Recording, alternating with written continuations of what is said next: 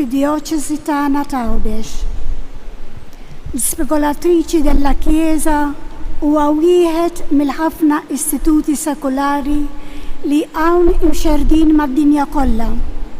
Aħna laiċi konsagrati li ngħixu il-kunsilli evanġeliċi ta' kastità, faqar u ubidjenza fil-waqt li nibqgħu fl-ambjent familjari u soċjali tagħna.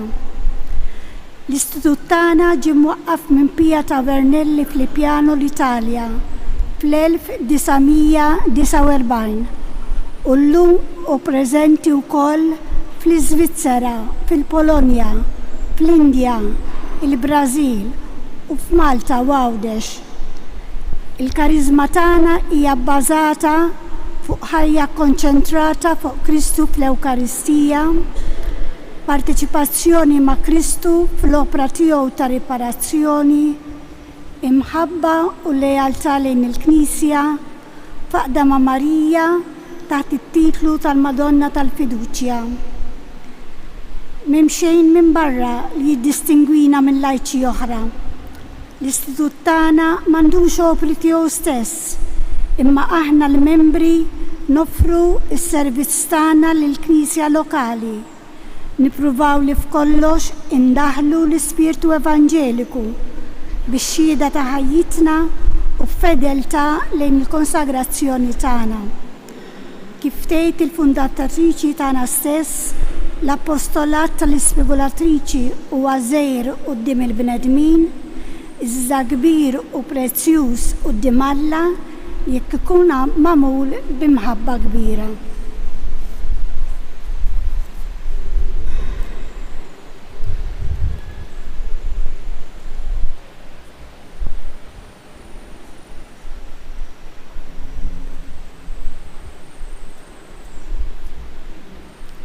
Issa sakemm jippreparaw is-saċerdoti għal qudiesa għandna messaġġ mir-responsabbli tal-Istitut tagħna tal-Italja. Taqra.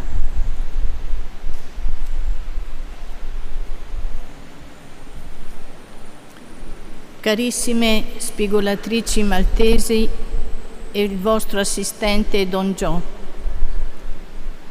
rallegratevi a Dio, cantate e servite Dio nella gioia. Tutto il nostro istituto si rallegra con voi e ringrazia la Divina Provvidenza per i 60 anni della vostra presenza a Malta e i 50 anni a Gozo. Siete nate a Malta proprio nell'anno in cui ha riacquistato l'indipendenza e avete messo la vostra vita al servizio di Cristo e della sua Chiesa, portando la bellezza del nostro carisma nei colori maltesi. Celebrate quindi il vostro doppio giubileo, che è motivo di ringraziare il Signore soprattutto per la profonda fede degli abitanti di Malta, che è conosciuta nel mondo, che è cresciuta e fiorita grazie a uomini e donne generosi che in ogni tempo hanno messo la loro vita al servizio di Cristo e della sua Chiesa. Fra questi c'erano le spigolatrici che hanno risposto generosamente al servizio al Vangelo secondo il loro carisma, unendosi alla missione della Chiesa locale e rispondendo ai bisogni della società. La Madonna di Tapino vi ha invitato oggi al suo santuario per celebrare il vostro giubileo, cantando con lei il Magnificat per le opere di amore che ha fatto il Signore in ciascuna di voi, nella vostra comunità delle spigolatrici maltesi e che ha fatto con voi per il bene della Chiesa, della società maltese e del nostro istituto. In questo evento che apre il cuore alla lode al Signore, vi saluto con affetto a nome del Consiglio d'Istituto, rappresentato dalla vostra Nancy, vice responsabile d'istituto, e da me, Maria Cristina. C'è tra voi anche Maddalena da Roma, che ha voluto condividere la vostra gioia del Giubileo. In questa lode del Signore si uniscono a voi anche le spigolatrici di vari paesi. Ringraziamo il Signore per ogni spigolatrice di Malta e Gozo, dalle prime alle ultime, Ci rallegriamo con voi per la nuova aspirante che è il bel dono del Signore per il Giubileo. Non dimentichiamo le nostre sorelle Cettina e Francis, che sono già andate alla casa del Padre, lasciandoci un esempio di amore e di fedeltà alla vocazione. Il Signore vi manda il suo Spirito perché in questo Giubileo sia per voi un anno della grazia, per vivere con rinnovato entusiasmo la vostra totale donazione all'amore di Cristo, per essere portatrici di pace e di speranza e per diventare una benedizione per i vostri fratelli e sorelle maltesi ed anche per noi spigolatrici della Chiesa. Lo chiediamo per intercessione di Maria, Madonna di Tapino. A tutti e a ciascuna un forte abbraccio nel Signore. Mirka Novasca, responsabile dell'istituto.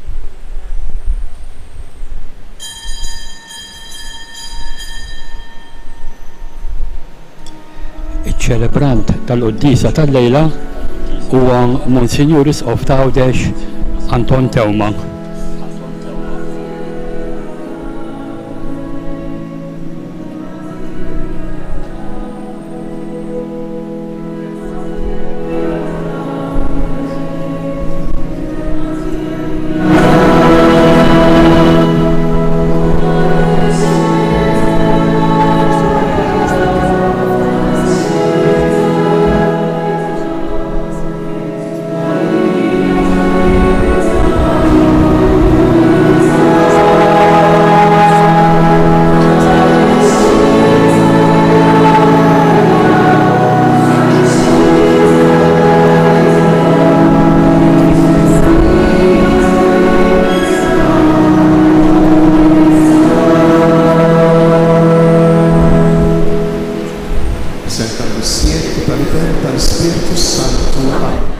Il-grazzja ta' Sidna Ġesu Kristu, l-imħabba ta' Alla u l-għaqda fl-Ispirtu Santu tkun magħkom ilkoll.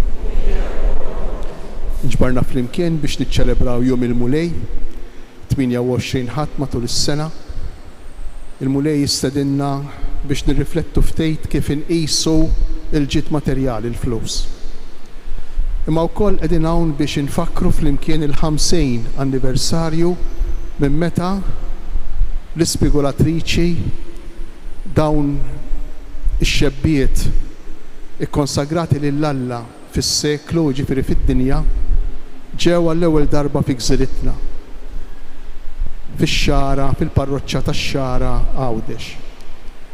Inroddu ħar lill-Alla għall-preżenza tagħhom u nitolbu biex tfajliet oħra jieħdu l-eżempju ta' dawn ix-xebbiet u jingħataw lill-persuna ta' Ġesu fil-Knisja. Biex nitħejjew tajjeb ħalli niċċelebraw kif jixraq din l-Ewkaristija jew narfu ħtijietna u nitolbu lil mulej jkollu ħniena minnha.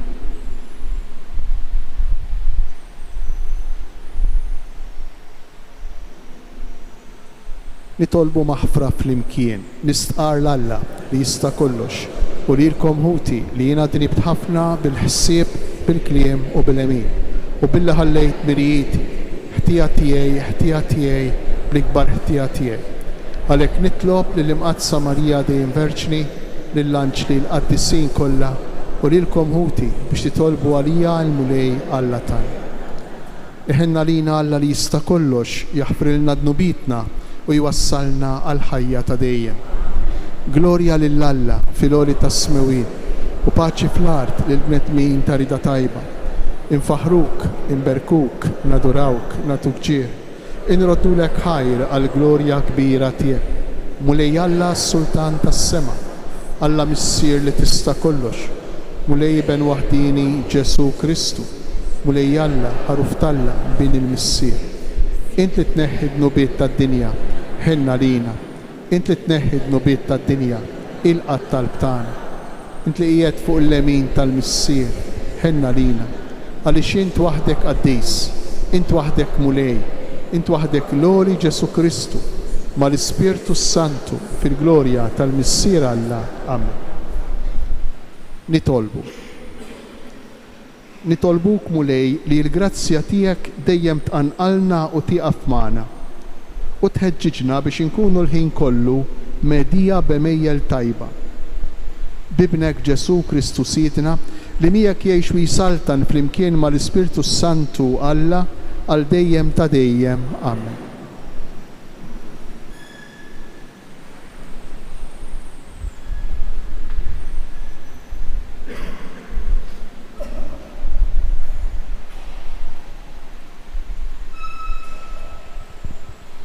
Qari mill-ktieb tal-erf. Jien tlabt u qlajt il-għaqal, sejjaħt u ġie fuq l-ispirtu tal-erf. Dan l-erf istu aqwa minn kull xettru u tron u ndbaħt li l-għana muxejn ħdejh.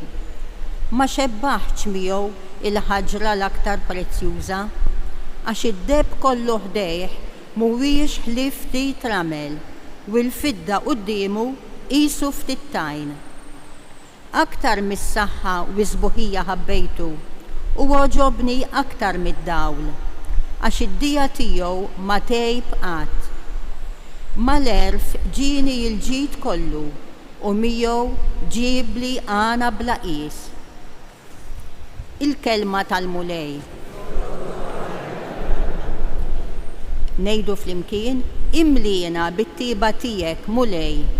Imliena bit-tieba tiegħek mulej. Għallimna noddu jiem ħajjitna sabiex aħna nimxu bil-għaqal. Dur lejna mulej kemm se ddum, ħenna l-qaddejja tiegħek flimkien. Imliena bit-tieba tiegħek mulej. Imliena kmieni bit-tieba tiegħek biex nifirħu u nitennew ħajjitna kollha. Ferraħna daqskemm kisna għas-snin li fihom rajna l-ħsara flimkien. Imliena bit-tieba tiegħek mulej. Ħajjider emilek quddiem il-qaddejja tiegħek u l-kobor tiegħek quddiem uliedhom. Ħadkun fuqna il-grazzja ta' Alla Sidna. Wettqilna inti x-xogħol ta' jdejna. Wetta iva xogħol idejna flimkien. Imliena bit-tieba tiegħek.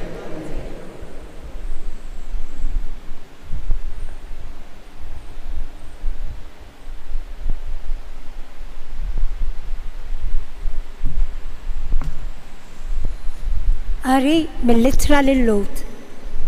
Ħuti, il-kelma ta' Alla ħajja u qawwija. Taqta' aktar minn xapla b'żewġ tixfar. Hija tinfed sa tifret minn xulxin ir-ruħ u l-ispirtu u l-ġogi u l-mudullu u tarbel il-ħsibijiet u l-femijiet tal-qalb. Xejn ma hemm fil-ħolqien li hu moħbi għalih, imma kollox miftuħ għal għajnejn Alla li lilu rridu nagħtu kont. Il-kelma tal-mulej.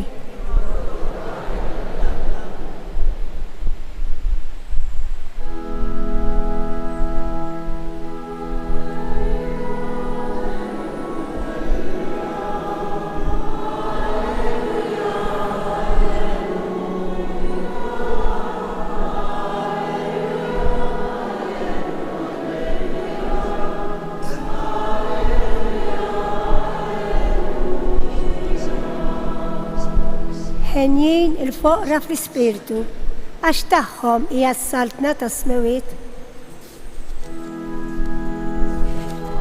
Alleluja, alleluja, alleluja,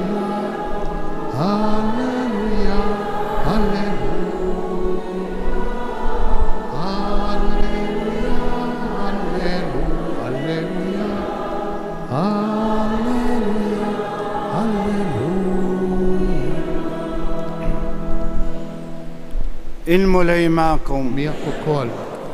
Qari mill-Evanġelju skont San Mark. F'dak iż-żmien Ġesu kien se jaqbad it-triq lejn Ġerusalemm. Meta mar fuq u wieħed jaġġel, niżel arkub teħ qudiemu u qallu: Mgħallem tajjeb, x'għandi nagħmel biex nikseb il-ħajja ta' dejjem. Qallu Ġesu: għaliex qiegħed issejjaħ li tajjeb? Ħadd mhu tajjeb li f'Alla biss. Inti l-kmandamenti tafhom: la toqtolx, la tiżnix, la tisraqx, la tixitx fil-fals, la tiħux bil-qerq dak li hu ta' ħaddieħor. Weġġaħ lil missierek u l-ommok. U dak wieġbu qallu, Mallem, jiena dan kollu ilni ħarsu minn żożiti.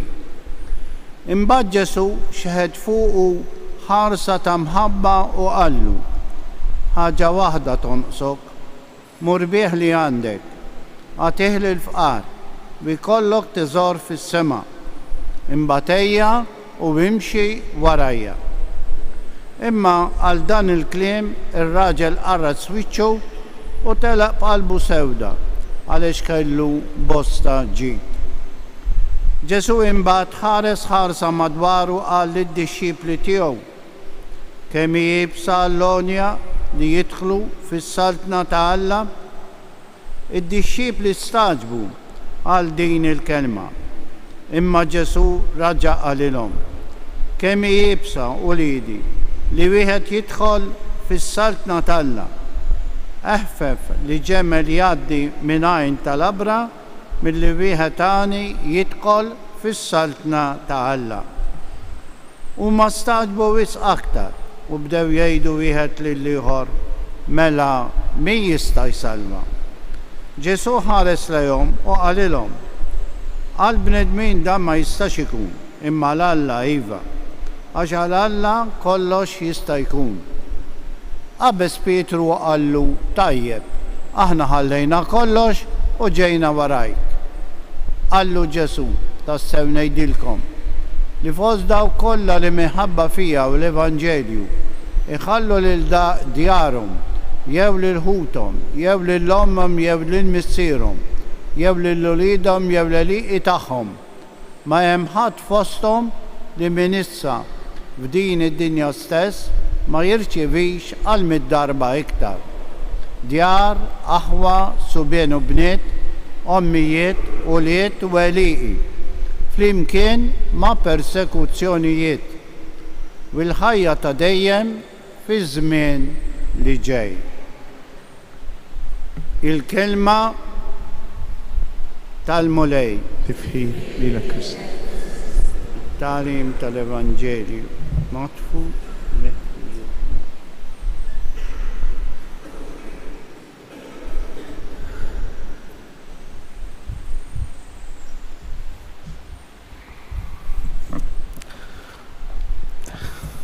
Il-Vanġelu tal-lum ikellimna dwar marda partikolari, marda kera. Għax l-iskop tal-Vanġelu mhux tant illi kellimna dwar kif Alla jkun kuntent, imma kif aħna nkunu kuntenti. Il-Vanġelu jkellimna dwar il-bniedem u Ġesu llum jitkellem dwar din il-marda propju biex jgħinna neħilsu minna. Isejħilha il-marda bil-Griek pleuroxija, mhix marda tal-qalb, laqas marda tal-moħħ, mhix marda tal-ġilda, lanqas tan-nervaturi, imma propju marda tal-bniedem kollu kemm hu. Kankru li jmiss kull parti tal-persuna.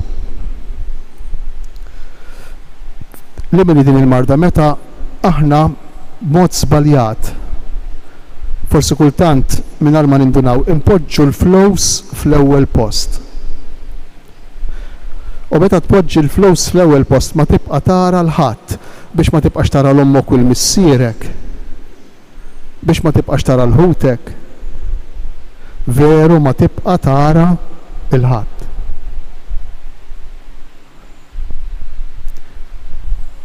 Ġesu darba fil-Vanġelu qal jew tħobb lil Alla jew il-flus u kellu raġun jgħidha, ara kemm kellu raġun. Għax jekk jien impoġġi l-flus bħala l-iktar ħaġa importanti f'ħajti, mingħajr ma ninduna inħossni Alla. Għax bil-flus tagħmel kollox, jew minn għalik tagħmel kollox. U min jagħmel kollox? Alla. U allura b'mod żbaljat jien inħossni Alla. Sakemm ma tiġrix xi ħaġa li ma tistax tixtrija jew tħallas għalija bil-flus u mhux tinduna ħafna drabi imma tispiċċa f'depressjoni. Tispiċċa fl-estrem liħor minn Alla mill-quċċata tas-sema tinżel fil-qiegħan tal-art. U din xi darba oħra fil-ħajja tittiġri. Allura meta Ġesu lil dak iż-żagħżugħ jistaqsihu jgħidlu il-kmandamenti tafhom, jiġri l-ommok u l-missierek tirrispettahom, tisraq ma tisraqx, tikdeb ma tikdibx. Ġesu kien qiegħed jippruvah il dak ir-raġel għaliex għax min ipoġġi l-flus fl-ewwel post dawn il-kmandamenti isiba bitqila biex jobdihom. Jekk tpoġġi l-flus fl-ewwel post, issiba bitqila biex tobdi l-kmandamenti. U tibda tiġġustifika kollox u s-serq jibda jsir profitt. Ommok u missierek jibdew isiru xkiel biex inti tilħaq u tasal fejn tkun waħħalt f'moħħok li tasal. Ħutek dawk li m'għandhomx flus tibda tqishom dubbien. Dawk li għandhom flus iktar minnek tibda tibża minnhom u tħosshom kompetituri tiegħek. Ara x'fixla tiġri fil-bniedem. U ma nindunawx, imma tiġri din il-fixla kollha fil-persuna. Jinsa l-bniedem minnu tassew. U allura Ġesu irid jgħinna nkunu nista veru. Il-flus għandna bżonnhom u rridu naħdmu għalihom u sewwa li jkollna. Però ma nagħtuhomx l-ewwel post. Għax jekk ikollhom l-ewwel post, nimirdu bil-pleuroxija.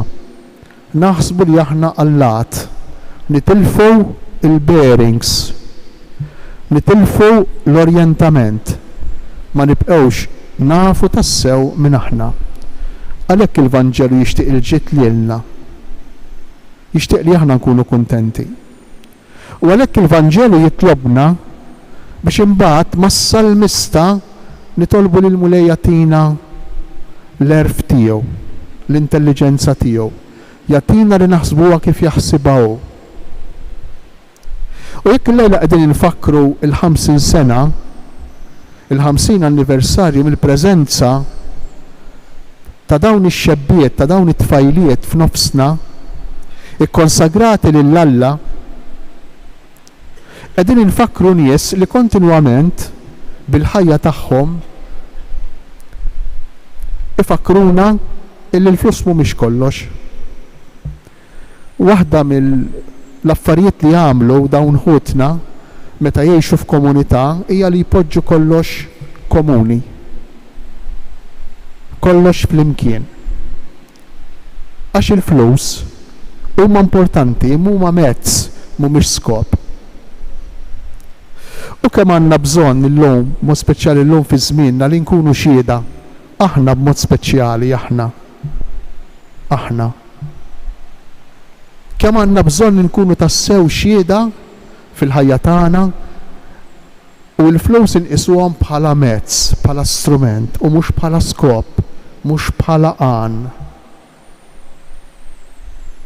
Naħseb li dan kollu qiegħed ngħid illejla idawwal ftit anki dak kollu li qiegħed jingħad dwar fil-gazzetti u xekk, fl-aħbarijiet, fir-radjijiet, dwar dik il-manuvra li se jsir mill-bank illi b'mod tradizzjonali jsejjaħ tal-Knisja.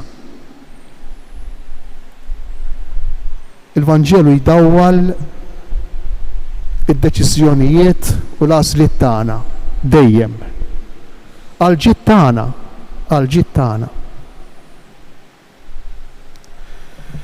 Meta aħna l-flows impoġġuhom f'posthom ma nħalluhomx imexxuna minn imneħirna, il-flus ingawduhom tassew. Kemm hawn nies li jgħaddu ħajjithom jaħdmu jistinkaw lejl u nar. Jaħdmu jistinkaw lejl għaliex. Għax il-problema mhux li jilħqu somma, le. Għax meta tilħaq dik is-somma jien trid tirdupjaha jew trid tkabbara. Mhux dik il-problema. Il-problema hi l-kilba, il-pleuroxija li hemm ġo fik li ma jissodda u ma jwaqqafha ħadd u xejn. Għax dejjem trid għatmu biżejjed. Bl-illużjoni, bil-ħolma li xi darba se tgawdihom. Imbagħad laqas igawduhom ta' warajk. Għax tħalli ħafna fuq xiex jiġġieldu. Sfortunatament. Il-mulej jagħtina l-grazzja tal-intelligenza. L-intelligenza tal-iskrittura. Il-mulej jagħtina l-grazzja illi dawn il-vokazzjonijiet, dawn l-għażliet ta' ħajja li joħod madwarna jagħmlu ikkonsagrati, nikkonsagraw lilna nfusna ruħna lill-Alla, jagħtina l-grazzja li nifhmu li mhumiex xi ħaġa tal-passat, li mhumiex storja, imma huma bżonn tal-bniedem tal-lum, bżonn tiegħi llum, bżonn tagħna llum. Li jkun hemm nies li dak li mpaċċbċu u dak li ngħidu u dak li jgħid il-Vanġelu narawh iseħħ f'demm u laħam f'esperjenza ta' persuni. Il-Madonna ta' Pino tatina lajnuna li nersqu dejjem iktar lejn bina Ġesu.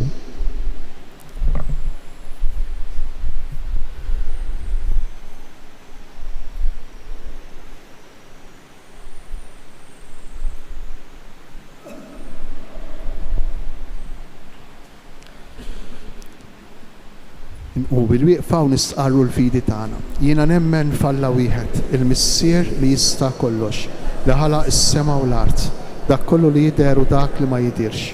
U f'mulej wieħed Ġesu Kristu, iben waħdini ta' Alla, imnissel mill-Missier qabel kull żmien. Alla minn Alla, dawl minn dawl, Alla veru minn Alla veru, imnissel mhux magħmul, natura waħda mal-Missier u bih sar kollox. Niżel mis-smewiet għalina l-bnedmin u għal-fidwa tagħna u ħal ġisem bis-seta tal-Ispirtu Santu minn Marija Verġni u sar bniedem. Salbuh għalina, bata taħt Ponzu Pilatu, mietu difnuh. Fit-tielet jum qam mill-imwiet skont il-kodba mqazza u tela s-sema qiegħed fuq il-lemin tal-Missier u għandu jerġa' jiġi bil-glorja biex jagħmel ħaq mill-ħajjin u l-mejtin. Is-saltna tiegħu ma jkollix tmiem. U fl-Ispirtu Santu mulej li jagħti l-ħajja li ġej mill-Missier u mill-Liben li hu meqjum mimweġġaħ flimkien mal-Missier u mal-Liben u li tkellem f'hom il-profeti u fi Knisja waħda qaddisa Kattolika Apostolika nistqar magħmudija waħda għal maħfra ta' dnubiet nistenna l-qawma mill-imwiet u l-ħajja ta' żmien li ġej. Amen. Ejjew inroddu ħajr lil mulej tal-qawwa u d-den li jagħtina permezz tal-kelma tiegħu u npoġġu qudiemu it-talbiet tagħna. Għall-Knisja mqazza tiegħek sabiex mimlija berf qaddis tkun tassew Knisja li takkumpanja lill-ulieda fil-mixja tagħhom lejk nitolbu. Ismana nitolbuk mulej. Għal kull min għandu xi seta biex ma jinħakimx mir-reba l-flus u għal-ġid materjali imma jara fjuża tajjeb il-ġid li Alla jafdalu fidejh nitolbu. Ismana nitolbuk mulej. Għalina l-koll hawn preżenti biex aħna ngħixu l-ħajja tagħna fid-dinja tal-lum, nagħtu xhieda tal-ħajja nisranija u bl-imġiba tagħna inqazzu d-dinja madwarna nitolbu. Ismana nitolbuk mulej. Nitolbuk mulej ibgħat aktar vokazzjonijiet fil-Knisja u fl-istitut tagħna. Għamel li jiżżgħażagħ jarfu l-ġmiel tas-sejħa tiegħek u jwieġbu b'ġenerożità għalija nitolbu. Ismana nitolbuk mulej. Mulej, inroddulek ħajr ta' dawn il-50 sena mindu twaqqaf l-Istitut Sekolari Spigolatriċi della Chiesa fid-djoċesi tagħna. Grazzi tal-li għażiltna biex inkunu strumenti fidejk biex inwettqu dak li titlob minna d-djoċesi nitolbu. Ismana nitolbuk mulej. Missier twajjeb. Inti ssejjaħ lilna l-kol biex nimxu warajk. Ilqa' t-talb tagħna u għati l-ferħ lil dawk li jpoġġuk fiċ-ċentru ta' ħajjithom. Bi Kristu Sidna. Amen.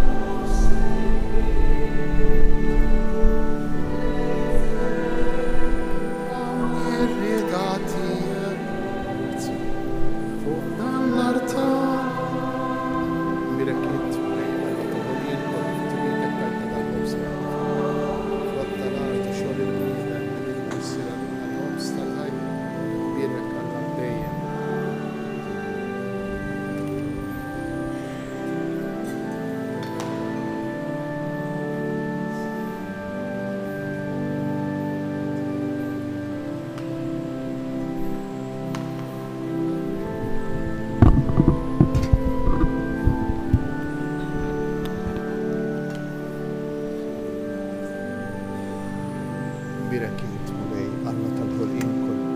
Fit-tjubitek tajta tal-imbejt li qed nofrulek, frott tad-dinja, xogħol il-bniedem, li minnu jsir għalina x-xogħol tal-ruħ.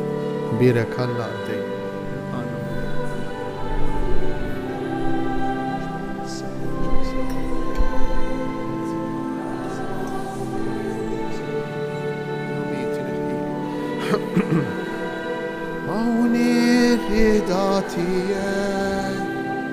U dan l-artan hawnien mulej, hawnien.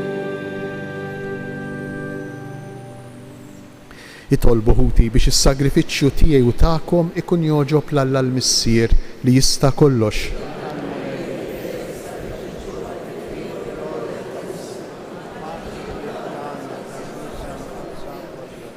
Ilqa' mulej it-talb u l-offerti li qed nagħmlulek aħna l-fidili tiegħek biex għall-qima li qegħdin nuruk fis-servizz tagħna ngħaddu għall-glorja tas-sema bi Kristu Sidna. Il-mulej magħkom nerfgħu qlubna l fuq. Niżżuħajr lill-mulej Alla tagħna.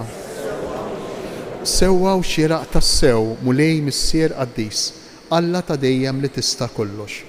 Tajjeb u taġita għalina li dejjem u kullimkien inroddulek ħajr bi Kristu Sidna. U bit-twelid tiegħu bħala bniedem ġeddet il-bniedem il-qadim.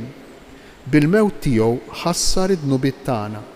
U wara li bil-qawmin tiegħu daħħalna fil-ħajja ta' dejjem, bit-tluħ tiegħu fil-lemin tiegħek Missier fetħilna l-bibien tas-sema. Għalhekk flimkien mal-anġli u l-qaddisin kollha intennulek l-innu ta' tifħir u nkantaw bla qiegħda.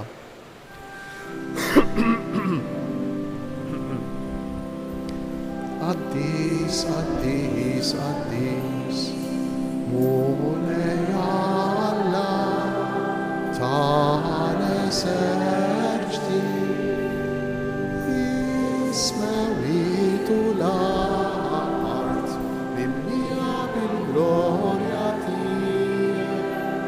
Osanna, Osanna, flora tasmewi,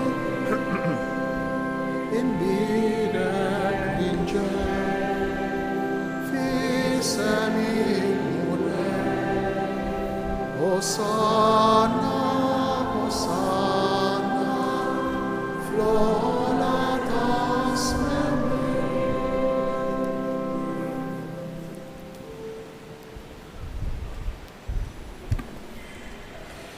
Qaddis tassew int mulej inti lajn ta' kull qdusija. Qaddes għalhekk nitolbuk dawn l-offerti bil-barka tal-Ispirtu tiegħek biex isiru għalina il-ġisem u d-demm ta' Sidna Ġesu Kristu, li meta kien se jingħata biex minn rajħibati ħajl ħobs, ratt il-ħajr, qasam tal id-dixxipli tiegħu u qal: ħudu u kulu il-koll minn dan, għax dan huwa ġismi li jingħata għalikom.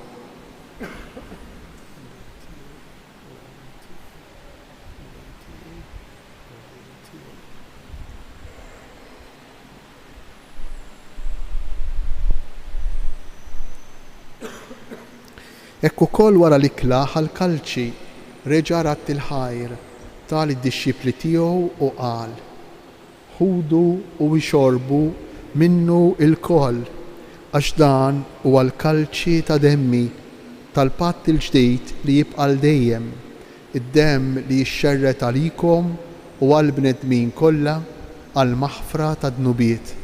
Għamlu dan b'tifkira tiegħi.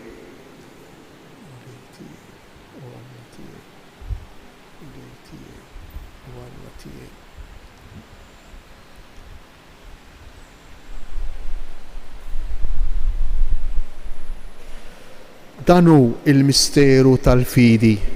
Kull darba li nieklu dan il-ħobs u nixorbu dan il-kalċi, inħabbru l-mewt tiegħek mulej sa ma tiġi. Għalhekk aħna u nagħmlu dan b'tifkira tal-mewt u l-qawmien ta' Sidna Ġesu Kristu, nofrulek mulej il-ħobs tal-ħajja u l-kalċi tas-salvazzjoni u nroddulek ħajr għax oġbok tilqana hawn quddiemek biex naqduk. U miċ-ċokon tagħna nitolbu li l-Ispirtu Santu jaqqadna f'ġisem wieħed lilna li nieħdu semm il-ġisem u d-demm ta' Kristu. Ftakar mulej fil-Knisja tiegħek imxerda mad-dinja kollha. Wettaqa fl-imħabba flimkien mal-Papa Franġisku, mal-Isqof tagħna Anton, mal-Isqfijiet u mal-Ministri tiegħek kollha.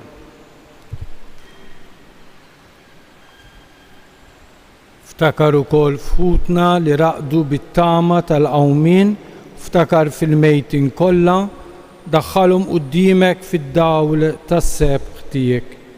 Ħenna lina l-koll nitolbuk, għati lilna wkoll il-wirt tal-ħajja ta' dejjem flimkien mal-Verġni Mqazza Omm Alla Marija, mar-raġel tagħha San Ġusepp, l-Apostli u l-Qaddisin kollha li jgħixu fil-ħbiberija tiegħek sa mill-bidu tad-dinja, għamel li magħhom infaħruk u nsebħuk b'Ġesu Kristu ibnek. Bi Kristu, ma' Kristu, fi Kristu, jingħata lilek Alla Missier li tista' kollox, flimkien mal-Ispirtu Santu, kull ġieħu glorja għal dejjem ta' dejjem. Amen. Ejjew nitolbu kif għallimna u ridna nagħmlu liben ta' Alla għas-salvazzjoni tagħna. Missierna li inti fis-smewiet, jitqaddes ismek, tiġi saltnatek, ikun li trid int kif fis-sema hekk fl-art.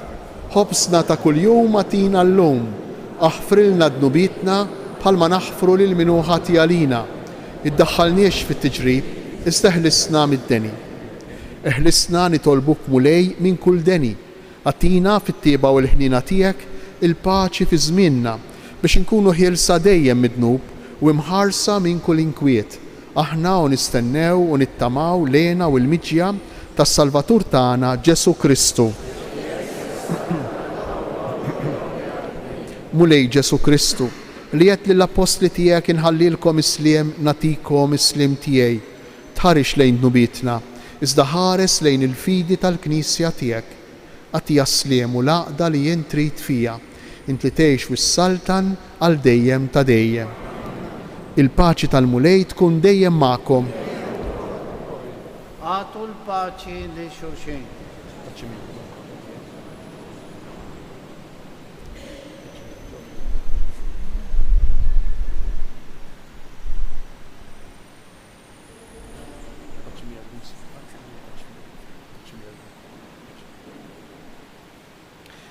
Ħaruf talla li tneħħi d-nubiet tad-dinja, ħenna lina.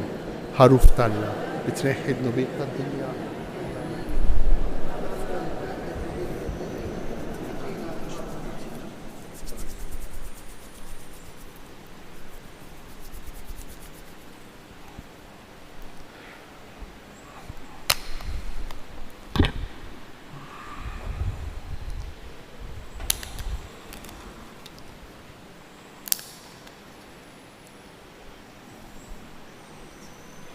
Danu il-ħaruf talla, danu Ġesu li jerfa fuq l-ħtija tagħna.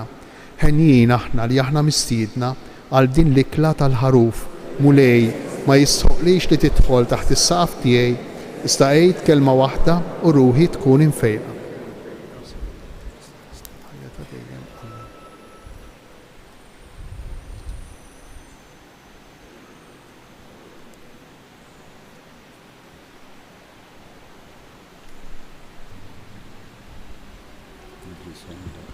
Qarbina ta' xewqa. O Ġesu, jiena nemmen li inti tinsab f'dan is-sagrament tal-imħabba. O Ġesu, jiena nħobbok u għax inħobbok nagħli għax offendejtek. Nixtieq nirċevik ġewwa fija, ma nistax nirċevik fit-qarbin, nirċevik spiritwalment b'din it-qarbina tax-xewqa. O Ġesu, ejja għandi, irrid inħobbok issa, irrid inħobbok dejjem iżjed. La tippermetti qatt li jiena ninfiret minnek. Grazzi, Sinjur Alla, u aħfir li Sinjur Alla.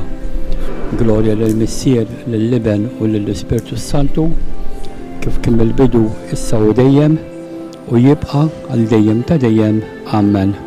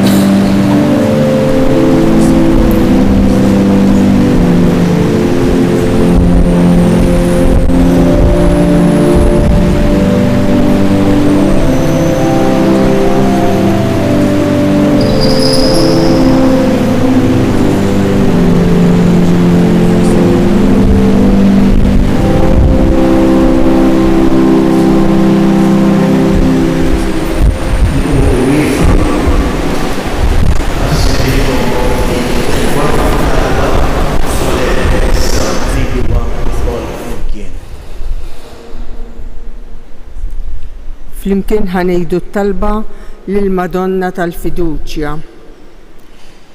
Om tiegħi tas-sema, jiena nqiegħed lili nnifsi taħt il-protezzjoni speċjali tiegħek. Fik nafda għal darb'oħra nerġa' nqiegħed il-fiduċja tiegħi kollha fik. Imlini bimħabba kbira lejn Alla u bżelu għal glorja tiegħu. Mexxini jint biex nikber fil-qdusija, fit-triq ta' sempliċità u tal-ubbidjenza. Żommni dejjem ferħana anke fid-dbatija. Għamilni ninoġob f'għajnejn Ġesu, bruħ bajda daqs is-silġ u tiddi bħax-xemx. Irrid insir apostlu tal-imħabba u b'umiltà kbira u fis-silenzju naħdem għas-salvazzjoni tal-erwieħ bi preferenza ta' dawk l-aktar fil-bżonn u abbandonati. Jiena nafda fik, Om tiegħi, fiduċja tiegħi. Jien naħseb li ħafna minna laqas biss konna nafu li jeżistu dawn in-nies, dawn ix-xebbiet ikkonsagrati lill-Alla. Ix-xogħol li jagħmlu huwa fil-moħħbi ħafna. Parti mill-karizma tagħhom u propju li dak li jagħmlu ma jidirx. Però jien nixtieq illejla f'isem il-Knisja Ewċija nirringrazzja lill-ispigolatriċi della Chiesa illi għal dawn is-snin kollha għamlu servizz u għadhom jagħmlu servizz fil-moħħbi b'mod speċjali mhux biss fil-parroċċi ma wkoll fid-djoċesi mas-saċerdoti. Għalhekk nixtieq li l-kol flimkien nagħtuhom ċabċipa kbira llejla biex nirringrazzjahom ta' dan kollu.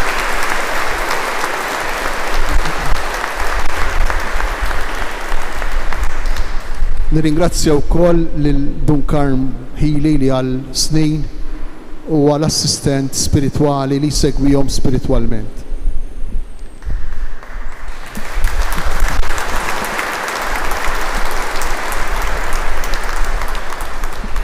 Nitolbu.